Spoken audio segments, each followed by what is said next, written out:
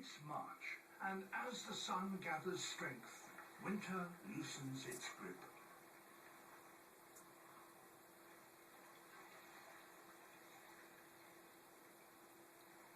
For the sea lions, things are beginning to look up.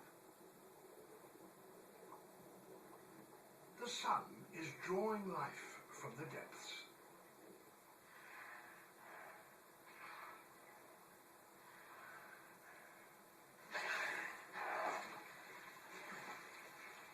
With each passing day, the sun warms the water for longer, penetrating deep into the mineral-rich waters. Fertilizing nutrients of phosphorus and nitrogen fuel a miraculous change that is just beginning.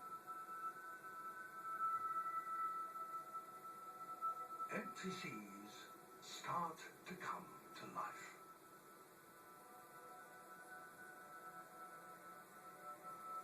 As we enter an enhanced view of this microscopic world, we see the beginnings of a magical transformation. Phytoplankton, tiny floating plants, emerge.